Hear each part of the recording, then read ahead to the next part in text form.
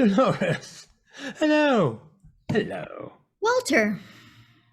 Well, I am so glad you've agreed to join me, if only virtually. Well, you said it was urgent. Yes, quite. I did. How are you this fine day? Fine. What do you want? Oh, my desires can wait. First, I'd like to know how you are. Walter, if this is not urgent, I have other matters to tend to. Yes, I understand. We must get right to the point. You are a very busy woman. And why a Zoom? Why not a phone call, a text, an email? I wished for what I must say to be personal, more intimate, you may say. And since the world is mad with COVID, I felt Zoom would be the next best thing. After all, you use Zoom for your work, so I felt this would be next to normal for you. What is it that was so urgent? On point. You are always on point. I think it is one of the most intriguing aspects of your character. An ability you do not seem to possess. Quite. Maybe it is a myth that opposites attract. Which brings me to my point. You do have one. Oh, of course I do. You see, Dolores, I want you to know how much affection I have for you and how important you are to me. But I am afraid I do not see a future in us as we. And I am saddened to make this decision, but I feel we must end our relationship. You what?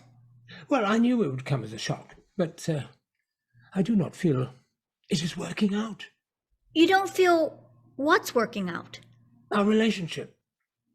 Surely you must be aware. What relationship? Why, the relationship of you and I. Walter, there is no you and I. I have begun to feel that way myself. There's never been a you and I. Not even an I and you. We've never been in a relationship. I suppose that is one way to look at it. It's the only way to look at it. I am grateful that you are making this easier than I thought it would be. I admire your stiff upper lip, even if it's only a facade. No facade here. I must say your reaction is to such devastating news. It's admirable, just admirable. Ending an imaginary relationship is not as devastating as one would suppose. I suppose. And to think it all comes down to only one thing that I just could not bear any longer. If you had your full wits about you... Wait, what one thing? Oh, there's no need to go into that. Not now. Just spilt milk, over the bridge, all that. What one thing would possibly deter us from having a relationship with one another?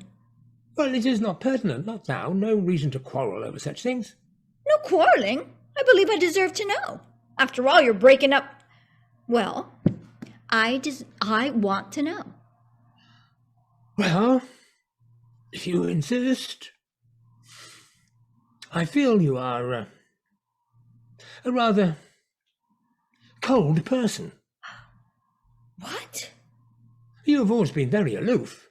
I've never felt any genuine affection from you. Affection? I assure you, I am not cold or aloof. You can ask any of my friends, and they will all tell you how endearing I am. Cold. I'm the opposite of cold. I'm a tropical paradise. It always felt like a wind off the Arctic for me. I cannot believe you just said that to me. Haven't I always greeted you with a smile?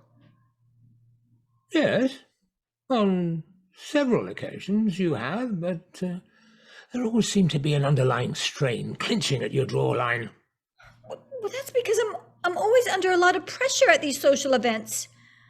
It may not look like it, but it is hard work maintaining an endearing persona while listening to the droning conversations of potential donors. So, perhaps it has been the circumstances. Perhaps under different circumstances, I could see you in a new light. I'm certain of it. We've only met in social events and business luncheons. Yes, you may be right. Except Except what? there was that wedding of Pamela and David. What about it? You hardly spoke to me and you left abruptly. Oh, you were at the wrong table. I did not know they were assigned. It's a wedding. They're always assigned. Are you sure? I'm an event planner. I helped plan Pamela's wedding. You were at the wrong table. I thought there was a mix-up. When I saw you across the room, I did not understand why you were not at our table. And then I thought maybe I was not at our table. And then when I took my place to be with you at your table, well, you hardly even looked at me, and then suddenly you were gone. There was no our table because there was no you and I. Yes, that is when the relationship began to fall apart for me also. And still, you do not have to leave so abruptly. It was the bouquet toss. I didn't want to miss the toss. Did you catch it? No. I got outflanked by that squawky adolescent who has no chance in hell of improving her prospects. With a bouquet of used roses? Oh, pity. But you never returned to our table, and I never saw you after that. I was working. Part of the planning, I needed to make sure everything was running smoothly. I see. Oh, I understand now. Perhaps I have been too hasty in our evaluation of our relationship. I think so. Perhaps you are right. Perhaps it has been the circumstances, and if we were to meet in more pleasant surroundings, you would be more relaxed. I'm sure of it. Okay, let's give it another shot. Let's do lunch tomorrow afternoon. Oh, I'm sure it'll be pleasant. I'll pick you up tomorrow at noon and whisk you away to my favorite outside social distancing restaurant. Oh, and I will bring my endearing, affectionate, generous self so you can see me as I truly am. Looking forward to it and many more. Me too. Wait, what just happened? Why? Nothing has happened. Not until tomorrow. See you soon. Wait, but are we going on a date? Call it what you like. It's going to be marvelous. I feel it. But Do not worry. I'll cover it. You can relax and enjoy being us. us? Yes. It is glorious that I have agreed to give it another chance. Thank you for talking me into it. I talked you into it? And I was ready to give up on us. I was such an idiot. Now I know how you really feel about us. And you want it as much as I do. I do? Save that for the preacher. Until tomorrow. Doodaloo, lovey. Toodaloo.